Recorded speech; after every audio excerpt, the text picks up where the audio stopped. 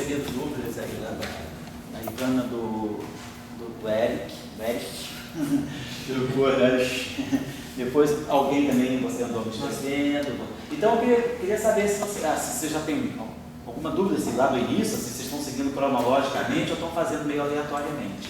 Nós começamos a fazer aí, começamos da primeira aula, né? Aí fizemos em 3 dimensões, tivemos a equação de variação da energia, de ponte. Isso. Aí hoje força de Lorentz também. Isso. Aí hoje nós vamos fazer força de Lorentz para 2 dimensões. Aí nós paramos. 2 dimensões, 1 mais 2 ou 1 mais 1? 2 mais 1. 2 mais 1. Força de Lorentz para 2 mais 1. Isso. Tá bom. Ivana e Eric tinham falado alguma coisa lá atrás da eletrodinâmica 1 mais 1, não foi? Que era a questão da densidade. Aquilo ficou claro para vocês, o delta de Dirac unidimensional, né? Então tá, aquilo está esclarecido. Tem um outro detalhe que eu tinha perguntado também, que é a questão da dimensionalidade dele, que eu estava encontrando fazendo algumas análises dimensionais com uma dimensão estranha. Tá. E acabei encontrando a resposta de que a carga, quando a gente olha nas equações naturais, ela muda realmente aparentemente de dimensão. Isso. Dependendo da dimensão, a carga... Isso. Nas unidades naturais, a carga muda de dimensão dependendo da dimensão. Exatamente. A carga só é adimensional em 1 mais 3, em 3 dimensões espaciais com uma temporal. Quer dizer, em 1 mais 3 dimensões, como no caso real que a gente trabalha, né? A carga, ela é no sistema natural. Ela é adimensional só em 3 dimensões. Em 2 dimensões espaciais, por exemplo, 1 mais 2, ela teria dimensão de massa meio. Ela realmente muda. Agora, uma dúvida que fica nesse ponto é o que acontece na CIA, a gente não fez essas contas. O que acontece? Na CIA, o que muda? O que é? O que muda na CIA? Não chega... no SI. Exato. Tá. Aí no SI também você tem que olhar, porque se você vai para a dimensão mais baixa, a pergunta que você faz, quer dizer, vamos dizer, você mantém a velocidade da luz como sendo c, mas se você vai para a dimensão mais baixa, você pode estar mexendo na dimensão das constantes fundamentais do ε0, do μ0. Então tá, vocês querem uma discussão também sobre isso, talvez fosse bom, né? Tá certo, eu vou fazer isso também então. Então eu vou pegar as equações que a gente... Me passem as equações que vocês usaram para a gente trabalhar a eletrodinâmica com mais 2, que assim era divergência de E, vamos colocar aqui, colocar aqui, vamos fazer eletrodinâmica, né? Em 1 mais 2, é isso? Tem aí, divergente de E, então, essa é a primeira, igual a 1 sobre ε0. Vocês fizeram sem o Chern-Simons ou com o Chern-Simons? Não, inicialmente certo. E fizeram com o Chern-Simons também? Então bota logo o Chern-Simons. Aqui tinha um psilo, lembra? Você botava um parâmetro. Psi, né? E aí aqui era um B. Era um B. Não é B, é isso aí mesmo. Era isso aqui mesmo, né? Então isso aqui rho sobre ε0, isso? Aí a gente rotacional, essa equação aqui é uma equação estrutural. Então, rotacional de E, escalar, é menos dv dv, isso? Então essa aqui não mudava. E depois aqui a gente tinha aquela gradiente dual, não era isso? Gradiente dual de V mais o psi é dual? Não é isso? Aí aqui fica ddt do E, não é isso? 1 sobre C2, né? dE dt mais μ0j. Então aqui é tudo dual e aqui é dual, né? Então essas são as equações, né, que a gente chama de Maxwell-Chern-Simons, né? Esse termo aqui então é o chamado termo de Chern-Simons. Bom, vocês chegaram. Vou fazer o seguinte aqui, vamos pegar primeiro. Vamos pegar, deixa eu fazer com vocês, mesmo que vocês já tenham feito, deixa eu fazer para eu me terminalizar aí com vocês, a equação da energia e do momento. Né? Então, a energia e do momento já está claro, a gente tem que derivar essa equação em relação ao tempo para ter alguma coisa que seja V2 e derivar essa relação ao tempo para poder ter alguma coisa que é 2, que a densidade de energia é sempre o quadrado dos campos. Né? Então, vou fazer isso aqui só para eu me acertar com vocês. Então, nós vamos ter rotacional, né, do dEdt. Vai dar para nós, que aí depois a gente vai chegar na força de Lorentz, menos ddt, né? Quer dizer, perdão, tem que multiplicar, não é tirar a derivada temporal, não vou tirar a equação de onda, eu quero tirar a energia, então deixa eu multiplicar isso aqui por B e multiplicar isso aqui por E, perdão, não é a não é a equação de conceito, não é a equação de onda. Não. Vamos pegar rotacional do E, multiplicando escalarmente por B, multiplicando por B, que já é um conceito escalar, então menos B. Então esse aqui já está mais ou menos pronto para nós, então esse aqui já está para nós, menos o meio, né? Menos DDT do meio de P2. E aí depois essa aqui que a gente multiplica escalarmente por E. Essa aqui vai ficar gradiente do alto, E, mais escalar E. Aí a gente já sabe que o dual do E escalar E dá zero. Um vetor é sempre ortogonal ao seu dual. Então esse lado aqui vai dar para nós 1 sobre C. Né? D é dt, escalar E. Então isso aqui vai ficar para nós ddt. Vai ficar 1 sobre 2C2 é 2. Certo? Mais I0. J escalar E. Tá certo, né? Beleza. Então o que a gente tem que fazer, a gente já sabe. Somar, subtrair, pegar a primeira equação menos a segunda para produzir o DDT do E2 mais P2. Né? Então, vamos pegar essa equação aqui, multiplicar por menos 1, botar um mais aqui. A gente já vai somar essas duas equações. Então, vamos botar DDT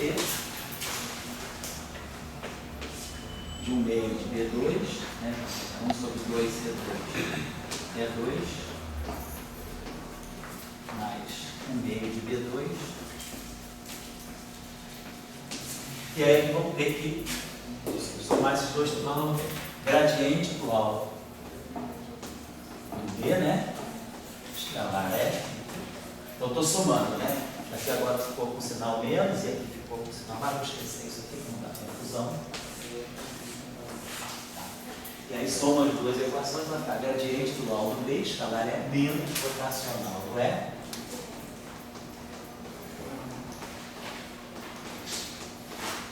Escalar é vezes B. Então, gradiente dual, isso aqui para nós é epsilon I, J, dJB. Né? E o produto escalar, então tem que ser a componente I desse vetor com a componente I desse vetor. Então, a componente I do dual do gradiente é o epsilon de J. Esse termo aqui é menos rotacional do R, é menos epsilon IJ, DI, EJ, vezes B. Então, aqui a gente pode fazer o seguinte, aqui a gente tem essa derivada, bom, vamos botar tudo dentro de uma forma de derivada, né? Aqui a gente pode fazer o seguinte, vamos trocar esse terminho aqui. Então aqui eu tenho a derivada, vou botar esse epsilon, posso fatorar esse epsilon aqui, né? Mas de qualquer maneira vamos juntar esses dois termos da seguinte maneira, aqui eu tenho epsilon J, aqui eu tenho DI do EJ. Vamos trocar, vamos mudar o sinal aqui. Eu chamar, olha, é sempre bom deixar. Vamos trocar, para poder ficar o DI, como o I e o J são índices saturados, vamos trocar. Eu posso chamar o I, eu chamo de JJ, o JJ eu chamo de II. Então vai ficar JI e aqui vai ficar IJ. Simplesmente renomeei os índices para poder fatorar. Olha, tem uma derivada na mesma coordenada. E aí, claro, esse epsilon JI é menos epsilon IJ. Então a gente fatora aqui, vamos poder botar esse. Então eu vou ter um sinal menos global, derivada desse vezes esse, mais esse, né? Quer dizer, derivada do B vezes o E, derivada do E vezes o B. Né? Então, na verdade, eu estou tendo aqui menos, né? DI, posso fatorar o DI, esse epsilon posso botar aqui dentro, epsilon IJ, EJ vezes B. Certo? Ficou certinho, né? Então, esse primeiro termo aqui, esse termo aqui é a derivada I. Derivada I do EJ, epsilon IJ, B. E o segundo termo é a derivada I do B, epsilon IJ, EJ. Aí, claro, epsilon IJ, EJ é o dual do E. Então, isso aqui eu posso botar. Vamos botar aqui, então, isso aqui é o dual do E. Epsilon IJ, EJ é o dual do E. É o dual epsilon J, é o dual componente I, né? Então tá certo. Então a gente pode botar esse sinal menos aqui dentro e bota um mais aqui, para poder ficar uma equação de continuidade. Então a gente vai ter aqui mais, né, mais DI desse vetor aí, vou chamar esse vetor, menos E dual, menos E, vou chamar assim, de E. Aqui botar, vai ficar a divergência. Então a gente está vendo que isso aqui é a divergência desse vetor. Vou botar mais a divergência desse vetor aqui, menos E dual E. Isso aqui então estou somando, eu juntei esse termo com esse termo aqui, deu positivo, né? Deu isso aqui, do lado esquerdo, né? Estou jogando tudo para o mesmo lado, então vem para cá mais esse menos desaparece. Isso mesmo? Então eu estou juntando esse termo com esse termo, passei esses dois para cá e jogo esse outro para lá, menos M0, J, está lá, passa aqui. Então a gente divide tudo por M0 aqui. Fica 1 sobre M0 aqui. Aqui fica 2 M0. E 1 sobre C2 é M0 aqui M0. Então são 0 sobre 2. Então tá. Então isso aqui a gente identifica com a densidade de energia, que tem a mesma forma do caso de Lorentz, né? Tridimensional. Aqui fica o vetor de Poynting. Quer dizer, lá o vetor de Poynting é vetor B. O que é importante é que ele seja ortogonal ao campo. E ali realmente ele é ortogonal ao campo elétrico. Aqui é aquele termo que a gente chama que é o termo de dissipação, né, da interação corrente-campo, que é o efeito Roussel. Então, isso está dando para nós. Então, quer dizer, a gente está lendo aqui a densidade de energia, a densidade de momento e aqui a dissipação. Observe, então, que eu tinha chamado a atenção de vocês para o fato de que o termo de Chern-Simons ele influencia nas configurações de campo. Eu não sei se vocês chegaram a calcular o campo elétrico de uma carga pontiforme situada na origem para ver a influência desse parâmetro si. Né? Se vocês fizerem esse problema, não sei se alguém fez, bota, pegar essa equação aqui, com a carga na origem, botar assim, Q sobre ε0 e a carga estática na origem. Então, tem uma carga pontiforme na origem em duas dimensões. E aí, esse aqui é 0, isso aqui é 0 também. Então, eu posso escrever o E em função do B. Coloco o E em função do B aqui. Quando eu colocar o E em função do B aqui, eu vou ter um Laplaciano de B. Eu vou ganhar uma equação que é desse tipo, a equação de Poisson. Nabla 2, alguma coisa desse tipo, mais si B igual a Q sobre ε0, delta 2 de x. Então, eu tenho que resolver essa equação, a equação do Laplaciano igual a uma carga pontiforme. A solução que vocês encontram aqui, que a gente já fez esse cálculo, ou faz a função de Green, a gente vai fazer a função de Green aqui no curso, mas para resolver esse problema em duas dimensões, faz a transformada de Fourier dessa equação, que a gente ganha basicamente é que o B ele é a função de Bessa modificada de ordem zero, aquelas funções de Bessa de argumento complexo, si módulo de x. Então a gente vê que o campo magnético ele tem esse parâmetro psi, ele entra aqui junto com essa, quer dizer, tem dimensão composta, né, dimensão inversa de comprimento. Se a gente fizer esse mesmo problema, né, sem o psi não adianta, se a gente fizer o mesmo problema sem o psi, aí eu não tenho campo magnético gerado pela carga estática, eu só tenho campo elétrico, divergência de E em duas dimensões. Qual é a função de Green? Quem é que dá a carga na origem? É um logaritmo. Então, vai ter um potencial que vai ser log de, não sei, o logaritmo basicamente do módulo de x. Então, a derivada segunda do logaritmo do módulo de x, quer dizer, na verdade é isso aqui. Vou tirar a derivada, o Laplaciano, né, dessa função aqui em duas dimensões, eu vou achar exatamente o delta de tirar como em três dimensões. Eu acho o Laplaciano de 1 sobre R, né, de 1 sobre módulo de x, né, 1 sobre módulo do vetor de posição, dá o delta de Dirac. Em duas dimensões espaciais, o potencial é log. Portanto, o campo elétrico vai ser do tipo 1 sobre esse. Aqui é um log de R, então isso aqui vai ser 1 sobre R, chapéu. Então o campo cai com 1 sobre R, mas o potencial é logaritmo. Agora, se eu coloco esse termo aqui, o potencial muda de figura. Essa função de Bessel, né, K0, de Xi, módulo de X, essa função de Bessel, o comportamento dela próximo da origem, quando esse termo aqui é muito pequeno, quando eu estou muito próximo, né, quer dizer, módulo de X, isso aqui é muito pequeno, muito próximo de 1, né? É muito menor do que 1. Então, o módulo de x é muito menor do que 1 sobre xi. Esse comportamento dessa função aqui é um comportamento logarítmico. Isso aqui dá log de módulo xi. E lá no infinito, isso aqui cai exponencialmente. Se eu pegar comportamento assintótico para x muito grande, a distâncias muito grandes da carga, esse potencial ele cai desse modo aqui, menos módulo de x sobre a raiz de x. Então, a gente começa a ver que esse parâmetro que eu coloco aqui, ele modifica a configuração de campo. O campo deixa de ser o log e passa a ser uma Bessel modificada.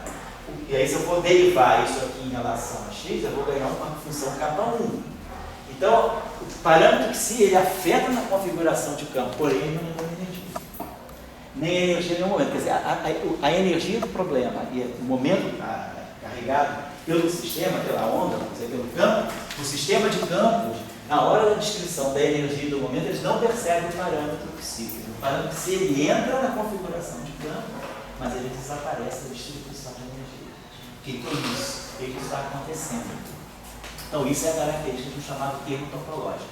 O termo topológico é um termo que afeta, que se ele perturba a configuração de campo, significa que se o campo começar a flutuar, se o campo ficar quântico e começar a flutuar, aquele termo ele percebe as flutuações quânticas do campo, mas ele não percebe uma grandeza, como, por exemplo, a energia. Ele não entra aqui na descrição da energia. A descrição da energia de um sistema, pelo que a gente sabe das equações de Einstein, né? Que é, onde é que a energia do sistema entra nas equações de Einstein? Na equação da métrica. Quando a gente escreve as equações da relatividade geral, quer dizer que a gente tem R mini menos 1 meio de G mini R, né?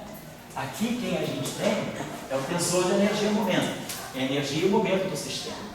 Então, a energia e o momento do sistema, eles se acoplam com a métrica. Essa equação aqui é a equação de Einstein para a métrica. Então, esse termo, ele se acopla com a métrica. Então, a métrica é quem percebe a energia e o momento do sistema. Se esse objeto aqui está dando a descrição de energia, esse cara que está dando a descrição de momento, e ele não percebe aquele termo Xi, é porque aquele termo Xi ele é cego para a métrica, ele não vê a métrica. É um termo que ele nem percebe a métrica do sistema. O termo de divergência de R ele não é métrica. Ele tem divergente. Divergente é um produto escalar. Aonde eu tenho produto escalar, eu tenho métrica. Na verdade, o que é a divergência? Divergência de um vetor. Na verdade, é a métrica GI, J, DI, J. Quer dizer, a divergência, o rotacional, eles percebem a métrica. Esse termo aqui, vocês veem que ele é sem divergência, sem rotacional. Ele não vê a métrica não está aqui dentro. Então, de fato, esse termo ele tem um caráter topológico. E a gente se convence de que ele tem realmente um caráter topológico, porque ele não aparece na descrição de energia do sistema. Porque a energia e o momento do sistema são grandezas locais. A energia, ela está ligada com a métrica, com a medição. Pelas equações de Einstein já fica claro isso. A energia, ela se acopla com a métrica. Ela é a fonte para a métrica, ao lado direito das equações de Einstein. Então, a métrica é algo que não é topológico. A métrica é uma propriedade métrica. A propriedade topológica, ela não é uma propriedade local. A métrica é algo local, eu percebo localmente. A propriedade topológica é algo global, é algo que independe da métrica. Então, aquele termo, como ele não aparece na equação da energia do momento, ele realmente depende da métrica. Então, é isso que se chama de termo topológico, teoria de campos. Ele percebe as flutuações do sistema porque as flutuações são locais. Ele mexe nas configurações de campo, mas ele não mexe na energia do momento do sistema. Certo? Sim? Se o termo de energia não envolve o parâmetro lá. O parâmetro sim, né? Mas as equações de movimento dos campos envolvem. Mas então, com o termo de energia, eu podia continuar newtoniano ou lagrangiano? Pode. E sempre tem que ser, mas as equações de movimento sempre sim. Exatamente. Esse termo aqui, ó, esse termo aqui é a densidade de energia. A densidade de energia é o newtoniano. Isso aí seria o newtoniano. Certo? Então como é que se aparece se na newtoniana tem que ser? Porque você tem vínculos. Quer dizer, se você olhar no Lagrangiano você tem aquele tempo. Aquele tempo estava. Quando você passa do Lagrangiano para o newtoniano, você tem transformações, as chamadas transformações de Legendre, né? Então, quando você vai escrever a equação de Hamilton, se você partir desse newtoniano aqui, você tem que fazer a relação, descobrir quem é o momento. Mas aí você vê que o momento é associado à coordenada, ao potencial a zero é zero. Então você tem um vínculo aí. Então, esse termo vai aparecer nas equações do movimento pelo termo de multiplicador de Lagrange. Certo? Então, só estou recapitulando aqui o que vocês fizeram. Agora a questão é, como eu tiro a força de Lorentz? Né? Então, a gente está vendo aqui, eu tenho a energia e o momento. Então, essa equação aqui, ela está me dando, eu estou fazendo a derivada da energia. Derivada da energia, quer dizer, a variação temporal da energia deve dar a potência. E aqui a gente tem aqui a potência consumida, né, na interação, no acoplamento da corrente com o campo elétrico. Agora, se eu quero tirar a força, alguma densidade de força, eu tenho que ver a derivada em relação ao tempo daquilo que é o momento. Qual é o momento, a densidade de momento do campo? É isso aqui. Então, vamos tirar a derivada temporal desse termo. A gente vê o que a gente vai ganhar. A derivada temporal, ela deve estar me dando, quer dizer, eu vou começar a computar. Eu vou tirar o DDT dessa grandeza aqui. 1 sobre 0 é dual B. Então, isso aqui é a derivada temporal do momento. Né? Então, a gente espera que dP seja uma força. De alguma maneira, eu devo ter a força de Lorentz. Vamos ver que isso aí deve dar alguma coisa que seja força. Vamos olhar qual é a expressão que vai aparecer para nós aí. Então, a gente vai ter que simplesmente usar as equações de campo aqui. Vamos ter que desenvolver esse termo aqui, né, tirando esse primeiro aqui. Então, a gente vai ter aqui ó, 1 sobre 0 ddt do E dual vezes T mais 1 sobre 0 E dual dt. Isso vocês fizeram, vocês sabiam de onde partir. Né? Mas não chegou, porque se chegaram na expressão que vocês querem conferir isso, né? Ficou muito. A gente parou nessa parte das duas extensões do minuto. Então tá, vamos dar uma olhada. Então vamos caminhar. Mas vocês entenderam o que tinha que fazer. Eu tinha que pegar a derivada temporal do momento, né? Beleza. Então vamos lá. Aqui eu tenho essa equação aqui, ó. Vamos tirar o dual dessa equação para eu poder ganhar o DDT do dual do E. Mas se eu tirar o dual do dual, então vamos dizer que eu pego um vetor V. O dual do vetor VI é epsilon IJ VJ. Isso é o dual, né? Se eu quiser tirar o dual do dual, se eu quiser tirar o VI dual, né? Quer dizer, o dual do dual, eu vou pegar, vamos tirar o dual dessa equação aqui. Então isso aqui vai me dar V dual, né? VIT dual, isso aqui vai ficar epsilon I kappa. O dual do dual vai ficar isso aqui, né? VT kappa. Né? Definição de dual é essa. Epsilon IJ, componente J. Então, se eu tirar o dual do dual, a iésima componente do dual vai ser epsilon I kappa, quer dizer, é como se eu tirasse o dual, né? Disso aqui. Eu vou pegar o dual disso aqui. Então vai ficar epsilon I kappa, dual I kappa. Só que isso aqui eu sei que é epsilon kappa J VJ. Então, epsilon I kappa, epsilon kappa J, contraindo esses dois kappas em duas dimensões, isso aqui dá menos o delta de crônica. Então, isso aqui vai ficar menos V. Então, o dual do dual, então, o dual, se eu pegar um vetor, tirar o dual duas vezes, eu não vou obter o próprio vetor. Eu vou obter o menos o vetor. E a gente entende isso geometricamente. Porque na aula passada a gente viu o seguinte, se eu tenho esse vetor aqui, o meu vetor dual é um vetor ortogonal e rodado no sentido horário, né? Então, esse cara é o dual.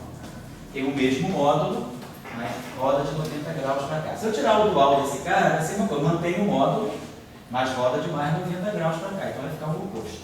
Então o dual do dual é menos o vetor, é uma anti-involução. Eu não volto, né? Não é que nem o complexo conjugado, o complexo é o original. O dual do dual é menos 1. Então a operação de dualidade ao quadrado, ela dá menos 1. Só para a gente poder cortar isso. Então, se eu tirar o dual daquela equação, então vamos tirar o dual dessa equação. Então vai ficar um sinal menos aqui, vai ficar gradiente de B, aqui vai dar um sinal menos, então vai ficar mais que se é, e aí eu vou jogar o sinal menos todo para o lado direito.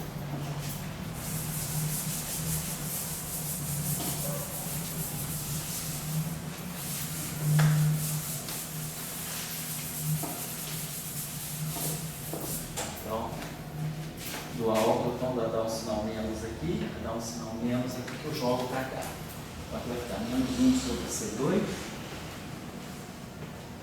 DDT no dual do E, menos V0 dual do J, certo? Então vamos substituir vamos usar a equação lá. A equação de Ampère-Maxwell na forma dual. Então eu vou ter DDT do E, então menos 1 sobre C2, né? Então, o DDT do E vai multiplicar logo aqui por C2, multiplicar aqui por C2, C2 cancela aqui, e aqui fica C2. Eu já vou multiplicar aqui por menos, aqui fica mais, e aqui fica mais. Então, tá legal. Então, o DDT do E vai ficar 1 sobre 0. Vai ficar menos C2 gradiente do B, né? Depois a gente fatora esse B aqui, gradiente do B. Menos C2, se vai me corrigir isso, se eu ficar perdendo fator aqui, tá? Por favor, menos C2 se é. Né? Então tá, menos I vai ficar menos de 0 C2 J. 2J, né? Todo esse vetor aqui, tá certo? Né? Vezes B. E agora mais esse termo aqui, mais 1 sobre 0.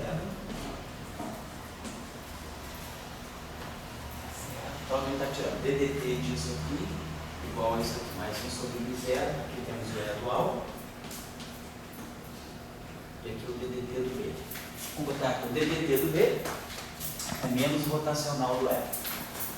Vamos botar aqui menos rotacional. Claro.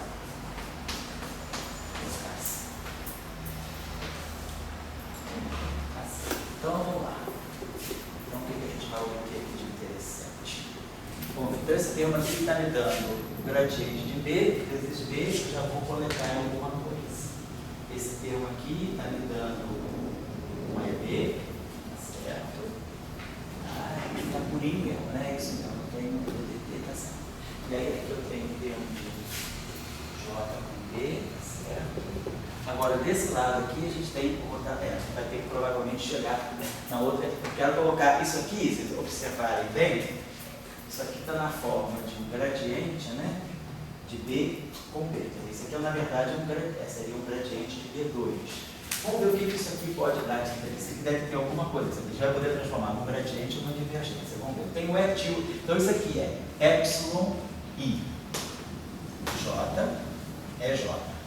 Então, é a componente I desse vetor. Rotacional de E é um escalar, né?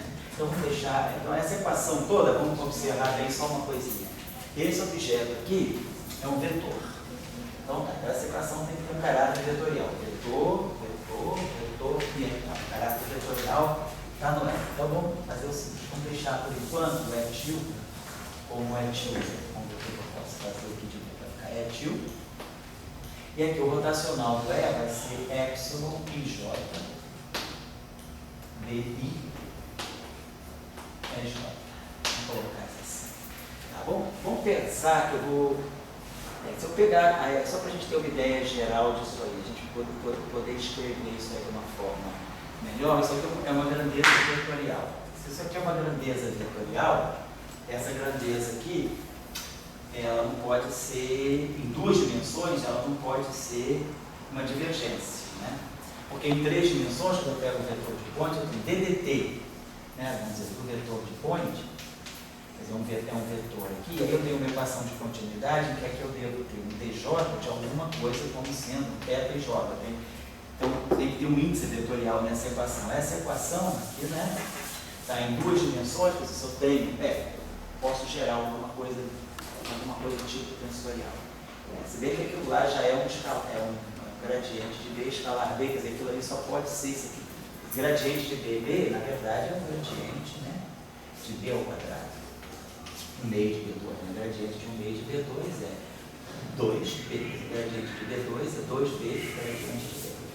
Essa equação deve ter algum gradiente, né, que eu posso talvez ler depois sob a forma de um tensor. Vamos botar isso aqui então, vamos ver se a gente consegue ver, abrir isso aqui melhor para a gente ter uma ideia melhor desse termo aqui. Vou chamar esse termo aqui. Então, isso aqui é um vetor. A iésima componente desse vetor é isso aqui. Vamos fazer assim. Então, chamar a iésima componente desse vetor, vamos botar ETUI. E aqui vai ter um JK, DJ, vamos colocar coisas assim. Então, agora quem é o ETUI? O ETUI é um epsilon I. M, vamos colocar assim, é M. Só para a gente ter uma ideia do que esse vetor aqui pode ser melhor, como esse vetor pode ser melhor escrito. Então, estou colocando aqui a definição, fazendo a transliteração ipsis-litteris, né? Epsilon I rotacional. Agora eu vou usar aqui igual. Epsilon I é M, Epsilon J K, DJ é K. Vamos usar aqui a relação dos crônicas, né? Vai ficar delta IJ, delta de MK, menos delta de IK, delta de MJ.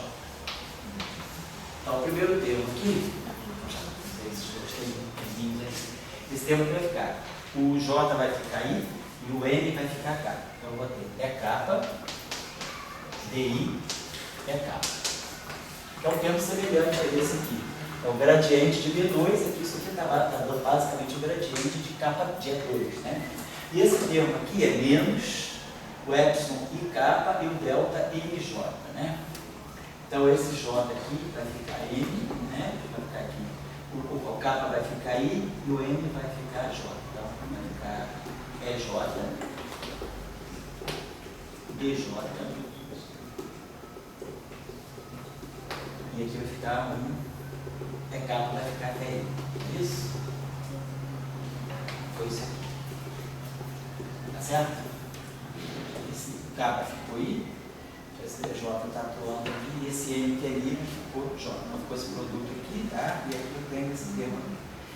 Vamos fazer o seguinte, eu posso escrever esse, então esse termo aqui ficou assim, ó, EK, vamos colocar aqui EK, DI EK. Então esse vetor aqui está dando, na verdade, está dando aqui um gradiente, né? Eu posso escrever isso aqui como DI de um meio de K2. Isso aqui, na verdade, é isso aqui, ó, DI de um meio de EK ao quadrado. Então isso aqui está dando, na verdade, o gradiente de um meio de A2. Então esse termo aqui. E esse termo aqui que apareceu para nós, pode escrever assim. Ele é esse vezes a derivada dele. Vamos escrever como sendo a derivada do produto, né? Derivada J de EJ é I. A derivada atuando no todo. Menos, tá? Temos que descontar a divergência do R. Então vai aparecer aqui mais EJ do EI. Claro? Né? Que esse cara aqui produziria, né? Opa, esse cara aqui deu, eu paguei, que era o M, né? O M ficou J, só J, e a H ficou I. Então eu tenho que obter isso aqui. Vou ficar a derivada do EJ, quer dizer, um I, que é esse tempo que cancela, e o outro tempo que vai sobrar é esse aqui, EJ, DJ.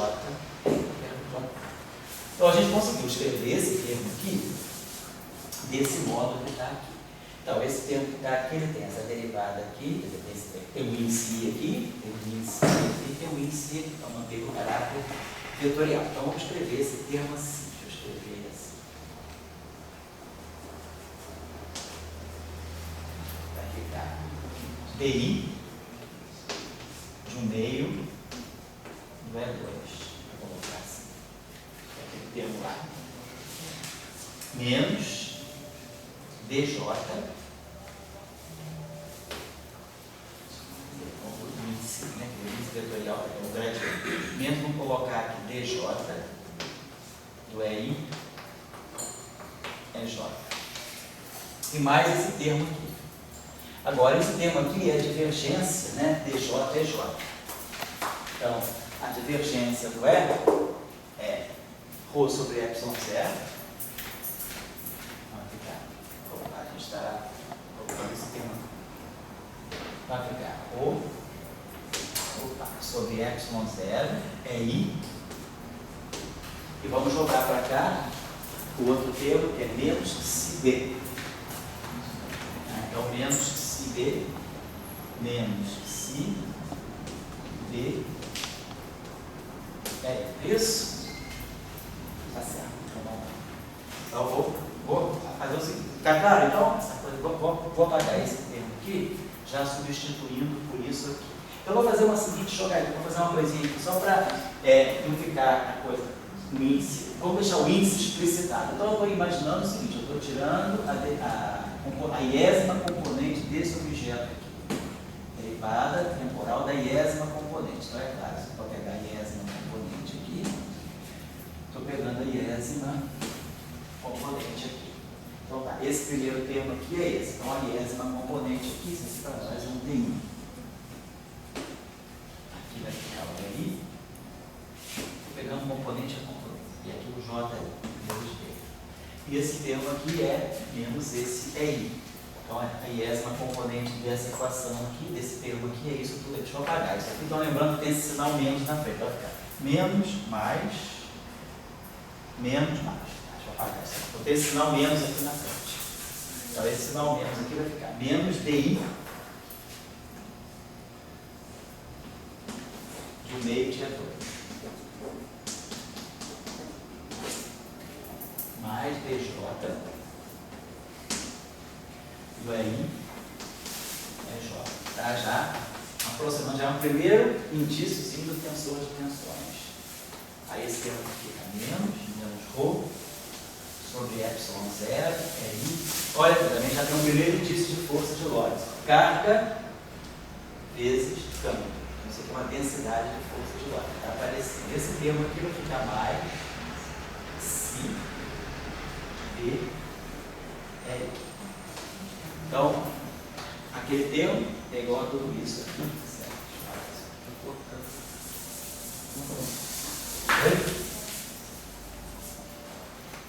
Então, esse C2 aqui, sobre o I0, né?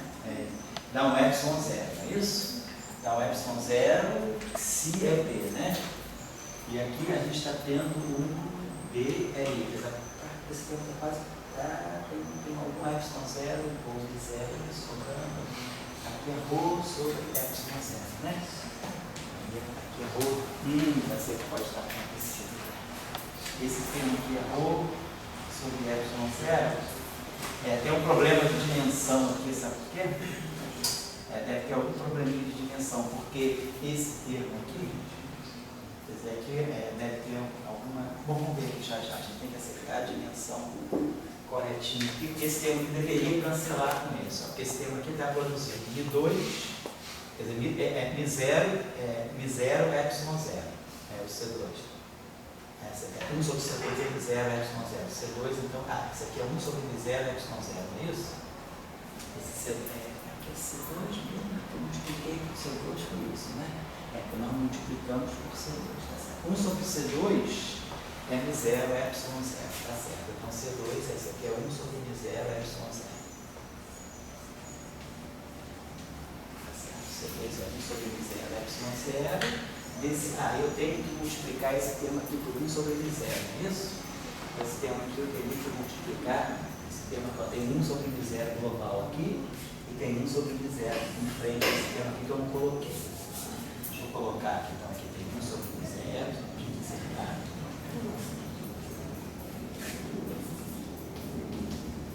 sobre Mi0,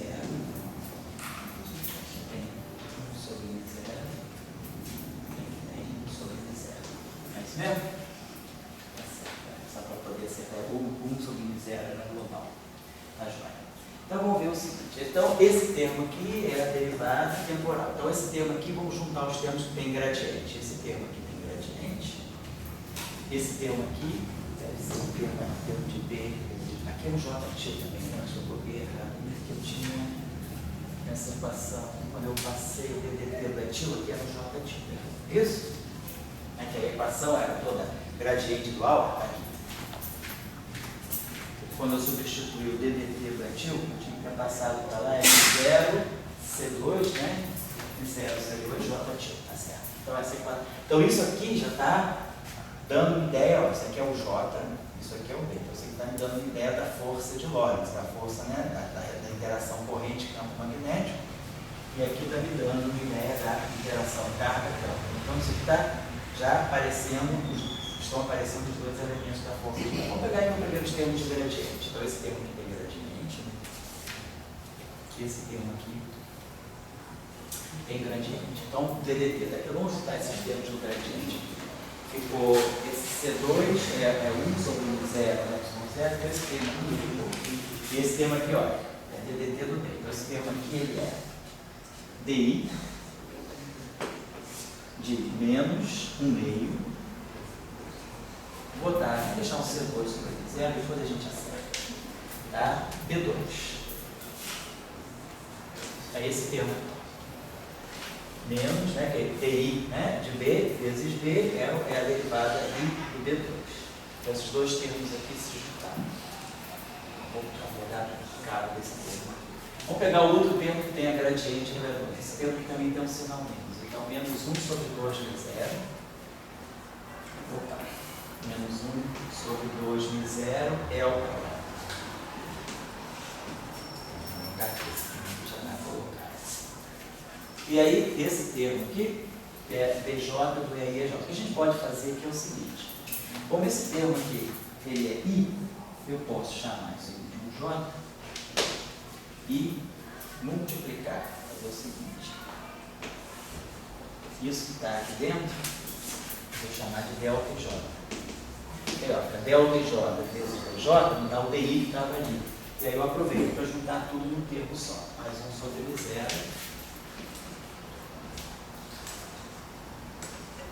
É IEJ, né?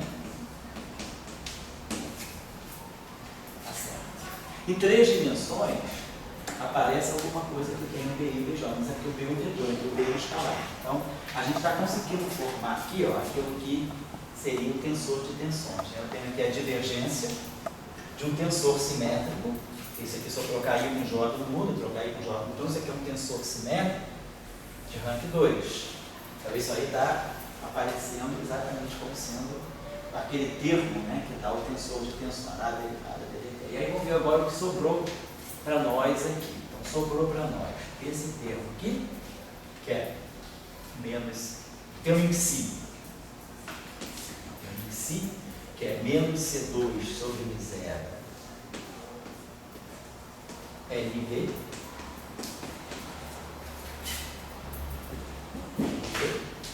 Então, termo em si, esse termo já foi também. E esse termo aqui nós já colocamos também. E aí esse termo aqui, que é mais, que se nós já estamos fatorando, então é mais 1 sobre M0 VL. LV. Isso aqui eu já vou ver onde a gente vai acertar o problema da gente. Esse termo realmente se está certo. Vamos ver já o que está faltando naquelas equações. Talvez seja um problema só de dimensionalidade. A gente acerta lá. E aí, então, esse termo aqui já, os termos em si já foram, esse termo já foi, esse termo já foi, e aí nós temos isso é igual a isso menos isso. Então, tá, isso aqui é igual a isso aqui menos isso aqui. Então, vou botar esse menos global. Então, nós temos aqui, aqui eu tenho 1 sobre M0 para fatorar, esse C2 aqui é 1 sobre M0 epsilon 0. Vou botar esse aqui, é 1 sobre M0 epsilon 0. Então, esse M0 cancela com esse M0, então fica 1 sobre M0 epsilon 0 e esse 1 sobre M0 epsilon 0. E aí vai entrar esse termo aqui, que é ρ, que vai entrar esse termo aqui, tá? Cancelou, tá certo. E aí tem um sinal menos ali que eu já fatorei, e aí o J dual, J intil vezes D. Tá certo. Então, a gente está vendo o seguinte, em 3 dimensões a força de Lorentz é J vetor V, vetorial. Então, ele é ortogonal, quer dizer, a força é ortogonal à corrente, à densidade de corrente. Aqui também, porque esse vetor aqui é ortogonal à corrente. Quer dizer, eu não posso produzir um rotacional para produzir alguma coisa, porque esse cara é escalar. Então, eu não posso fazer um produto vetorial de um vetor por um escalar, mas esse vetor vira o dual. Então, automaticamente, quando ele vira o dual aqui, ele já está dando uma relação de ortogonalidade. Então, isso aqui no fundo é a força de Lorentz em 2 dimensões. Então, num problema planar, né, quer dizer, a força de Lorentz, vamos dizer, isso aí é a densidade. Quer dizer, o que seria a força de Lorentz, ela vai ser a carga vezes o campo elétrico. Então, isso aqui segue o padrão coulombiano de qualquer dimensão. Porém, esse termo aqui se ajusta, né, para dar o J dual vezes o B. Então, a gente vê, quer dizer, a velocidade, esse o J, pela equação de continuidade, esse J é o ρ vezes V. Então, fica ρ, V dual, VV. Então, se eu tiver uma carga pontiforme, a carga pontiforme Q vezes delta, na verdade, a força de Lorentz sobre uma carga pontiforme seria não QVB, mas QV dual V. Quer dizer, a força de Lorentz continua sendo ortogonal, né, à velocidade, quer dizer, uma força não dissipativa. Ela não muda, né, a velocidade, ela é ortogonal à velocidade, ela mantém o modo da velocidade, ela não altera a energia, ela não dissipa. É exatamente o problema de 3 dimensões. Só que 3 dimensões dá QV vetorial B. Então a força de Lorentz é ortogonal a V por causa do produto vetorial. Aqui, a força de Lorentz é ortogonal a V por causa do dual. Então essa seria a força de Lorentz sobre uma carga pontiforme, claro. E essa aqui, se for uma carga pontiforme, aqui é Q, e aqui é Q. Porque no caso da carga pontiforme, é Q vezes o delta de Dirac. E aqui é ρ vezes V, quer dizer, é Q delta de Dirac V. Como eu estou tirando, não estou mais querendo a força por unidade de volume, eu estou tirando a força, eu arranco fora o delta de Dirac. Então fica QE mais QV dual V. Então essa seria a força de Lorentz sobre uma carga pontiforme no plano, tá certo? Então, para uma questão que vocês podem ver, se quiserem estudar, seria, alguém calculou o campo magnético daquela distribuição infinita, daquela corrente estacionária que está ao longo do exercício que eu deixei?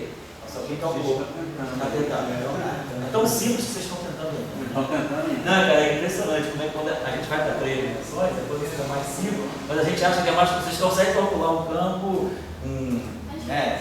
com 3 dimensões, mas aqui é tão simples, é tão escalar que você fica, vocês fizeram também tentaram falar um pouco com vocês sobre isso. Beleza, mas então, quer dizer, quem sabe o campo magnético está no campo magnético, sabe? No ano passado, eu e 2 colegas da UERJ, a gente fez um paper em que a gente, simplesmente como eu estou tirando a literatura, a gente estudou a discussão do átomo de hidrogênio planar, e aí a gente vê que, no caso de Chern-Simons, né, você, ao colocar o elétron no campo do próprio, né, no campo do núcleo, né, sendo o núcleo uma carga estacionária, estática, né, automaticamente você tem campo magnético. Então você não pode fazer o átomo de hidrogênio sendo campo magnético também. A gente fez isso no ano passado para ver como é que ficava a influência, né, do parâmetro de Chern-Simons dos níveis de energia do átomo de hidrogênio. Então, é um problema simples, né, desse modo, mas que pode ter consequências, né? A gente revê algumas coisas, até que ponto esse parâmetro pode interferir. Tem uns estudos, até o pessoal de Viçosa também, a gente até fez referência ao trabalho eu acho que do Jackson, Miller, que eles também estudaram dos isolantes topológicos, eles chegam a um sistema que precisava usar isso. A gente fez até referência ao trabalho deles também. Bom, então só isso que eu estou querendo dizer. Aqui eu só queria acertar com vocês o seguinte, esse termo aqui realmente vai se cancelar. Por que esse termo aqui não está se cancelando? Vocês estão observando o seguinte, que tem um C2 sobrando aqui, porque ó, 1 sobre M0, 1 sobre M0, é B, é B. Então tem um C2 a mais aqui. O que eu estou achando é que essa equação, quer dizer, da maneira que nós estamos colocando as coisas, a relação entre E e D, né, em 3 dimensões, quer dizer, em 4 dimensões, 1 mais 3, né, a dimensão do E C é uma velocidade vezes a dimensão do D. Aqui, esse termo aqui, provavelmente... Eu acho que o parâmetro aí é diferente. O parâmetro, não, mas mesmo que eu coloquei, pode ser que o parâmetro seja diferente, eu acho que a gente colocou o parâmetro diferente, depois a gente identificou pela equação de onda que a relação deles é um só que eu botei aqui. Eu acho que existe alguma coisa assim, a gente colocava um parâmetro psi e um parâmetro zeta, não é isso? Isso. E isso aqui tinha que ser alguma coisa como MC2, né? 1 sobre C2.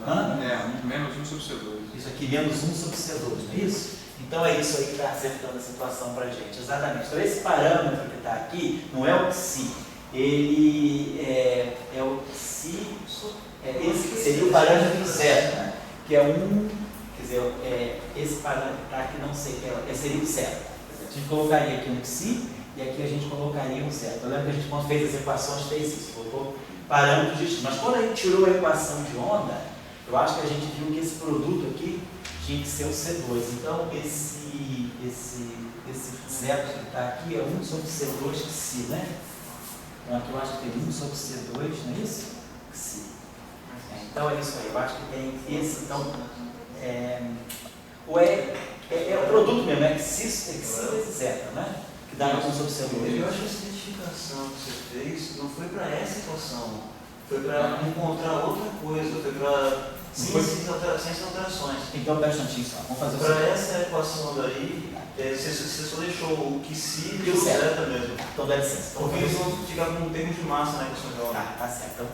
Então, vamos fazer o seguinte, vamos deixar o psi e o zero aqui. A gente tem que acertar, então, presta atenção, vamos deixar isso aqui. Então, aqui em vez de ser psi, aqui é onde é que tem.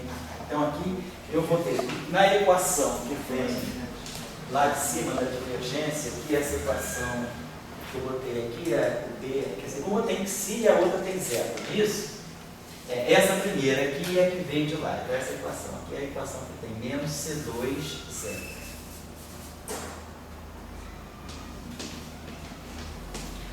E essa aqui é a que tinha o psi. Agora tem um zero aqui, né? Acho que tem um zero global. Bom, só acertar isso aqui. A gente vai ver uma relação, a gente vai ter que tirar uma equação que vai relacionar. A gente vai ver que a dimensão correta dessa equação, se eu quiser colocar, a gente vai tirar uma relação entre esses dois parâmetros aqui, de modo que vai me colocar aqui um termo que deve ser 1 sobre C2 em relação a esse termo que está aqui. Depois a gente vai ver isso. Vou deixar. Bom, então só vou deixar isso em suspenso para ele não perder o fim do discurso. Esse termo aqui vai se cancelar pelas razões que nós vamos ver daqui a pouco. E aí a gente vai ganhar a divergência de D. Então a gente identifica aqui o tensor de tensões, né, que é esse tensor simétrico aqui, e identifica aqui a densidade de força de Lorentz, tá certo? Tá, isso eu queria. Vocês enrolaram mais ou menos em que? Foi nessa parte ali do cálculo das tensões. Entendi. Usar o delta de Planck. Entendi. Usar o delta de Planck, que ficava no meio do DJ, né? Então o truque era botar o delta de Planck, porque você reúne tudo com uma derivada só, tá certo? Então vamos apagar isso aqui. Então essa questão está resolvida. Vamos falar daquela questão da dimensão ali, para a gente acertar. Deixa eu apagar isso aqui. Isso aqui.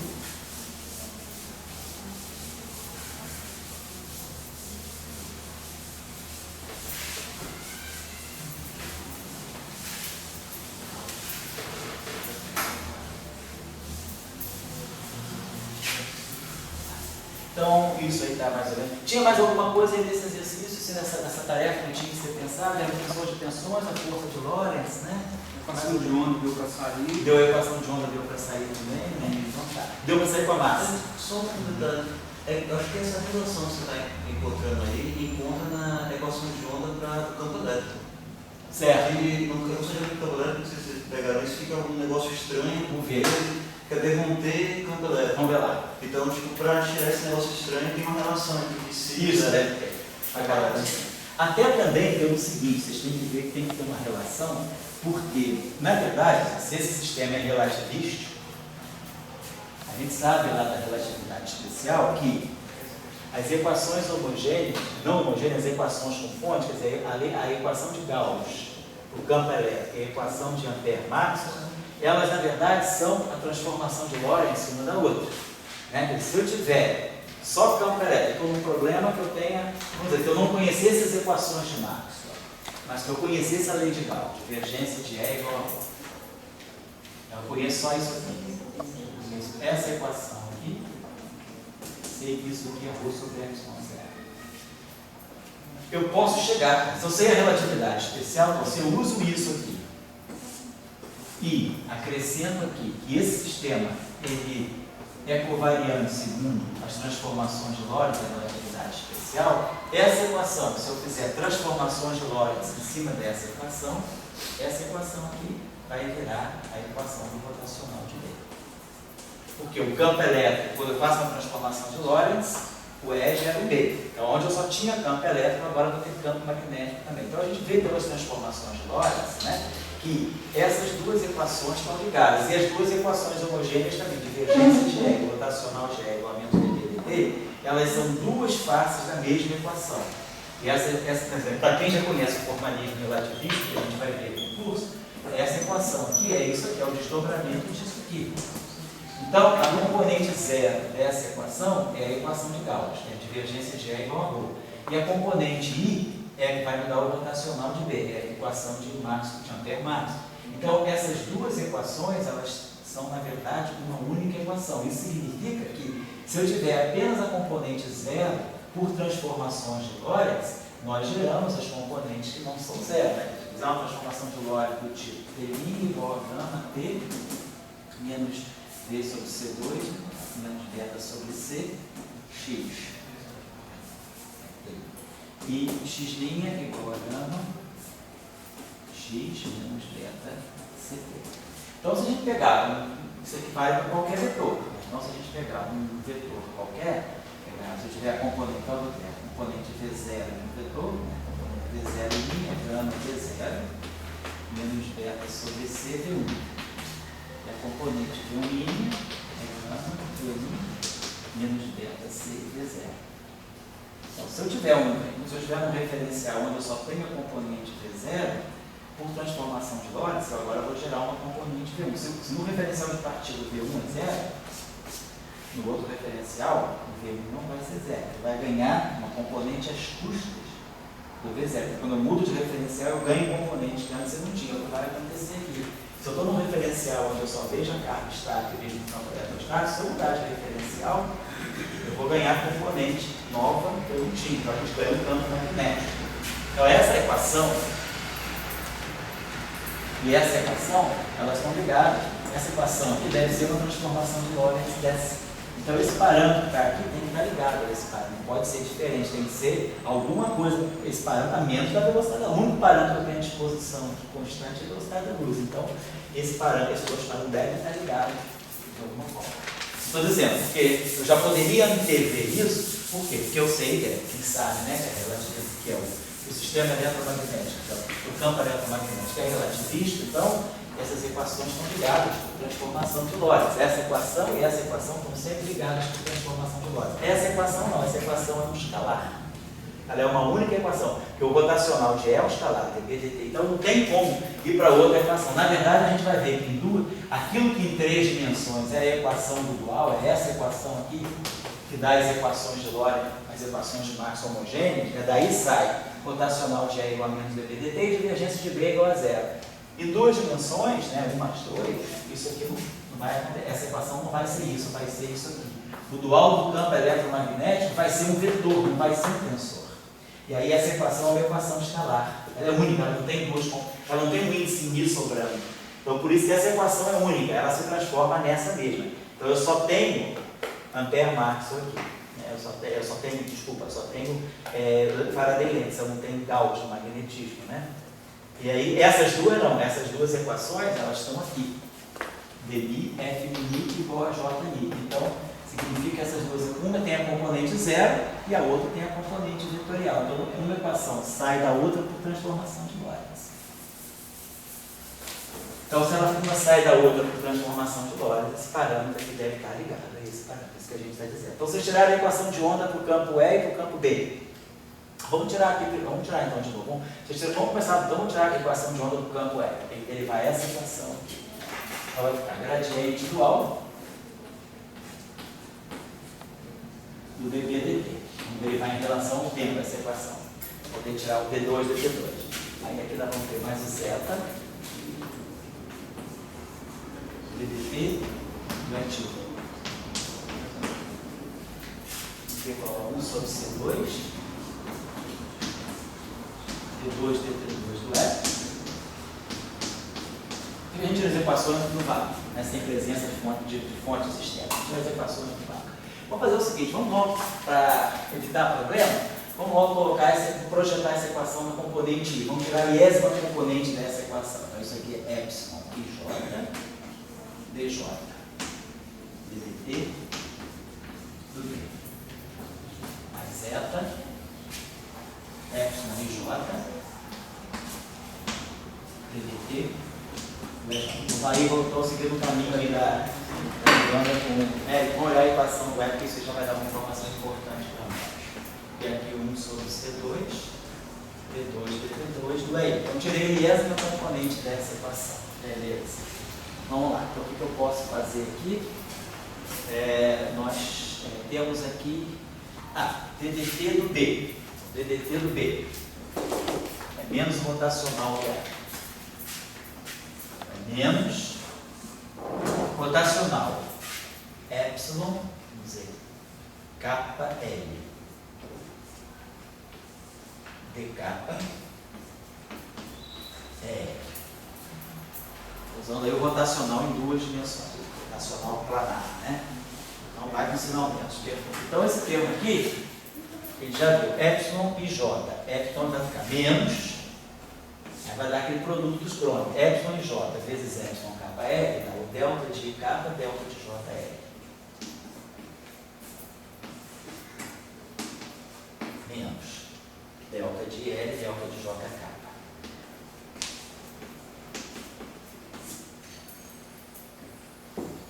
dj de kappa L. Então a gente tem que ter índice livre sempre, para ver se a gente não errou aqui. JK está contraído, JK está contraído, o L está contraído, então sobra o índice sobrevivendo aí. Mais zeta epsilon j ddt do EJ. Certo? Esse termo aí que é o termo ruimzinho, né? Na derivada, e depois nós temos aqui o termo que vai ser bom para a equação de ordem. Esse termo aqui igual, então isso aqui igual a 1 sobre C2, D2 dt2 do L. Perfeito, né? Então vamos lá. Vamos lá aqui.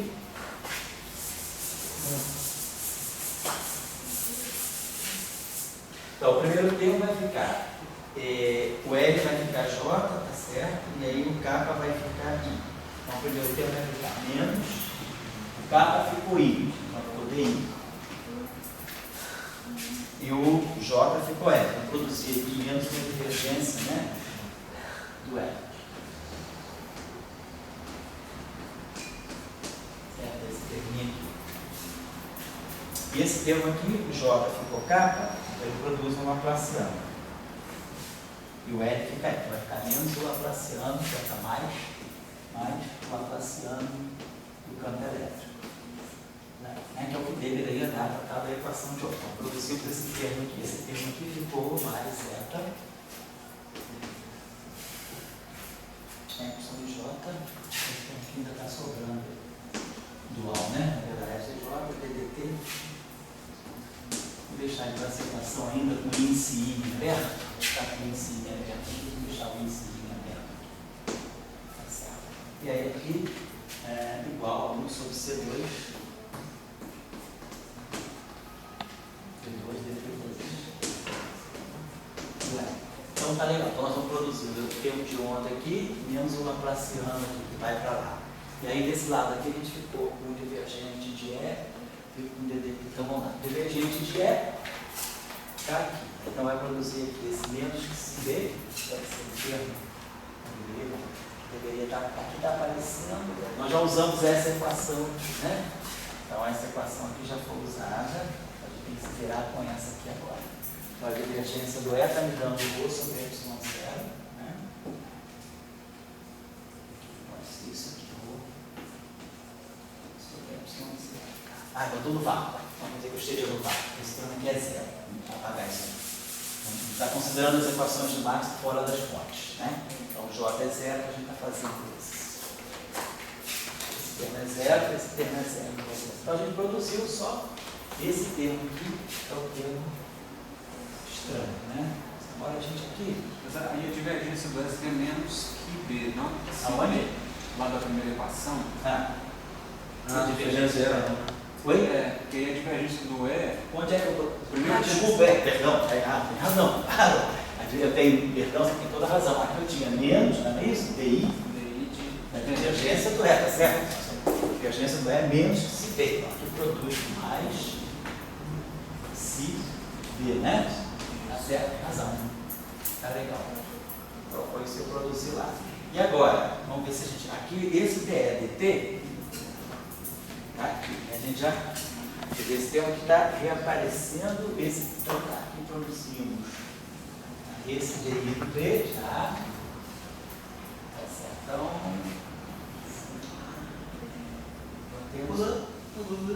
Na sua notação ali é mais que se ou menos que se? Antes estava menos derruído de registro E ou mais derruído de registro E? Eu acho que estava menos. Porque estava aqui, ó. Era isso aqui, ó. Estava menos, né? Estava menos. Então tudo bem. Era isso aqui mesmo, né? Tá certo. Então vamos ver só. A gente está ganhando esse termo aqui.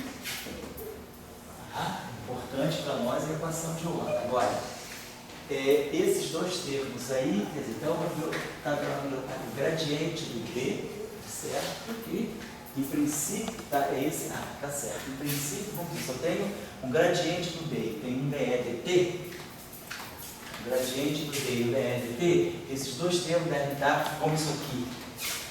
O gradiente do B e o DE dt, talvez eu tenha que reusar essa equação aqui. Vamos dar uma olhadinha só no que a gente produziu. Então eu acho que são esses dois, deixa eu apagar isso aqui, esses dois termos aí vão ser importantes para nós agora. Então, o operador de onda a gente já produziu. Do lado aqui, né? Então, deixa eu apagar isso aqui, vou botar para cá. Menos Laplaciano vem para cá, e aqui a gente vai para função de C2, D2, dt2. Menos Laplaciano da Lambertiano. Então, está aqui o da Lambertiano, operador de onda, atuando no E. E esses dois termos aqui é exatamente os dois termos que vão ser cruciais, porque eu vou estar produzindo aqui esse si, D, esse termo aqui,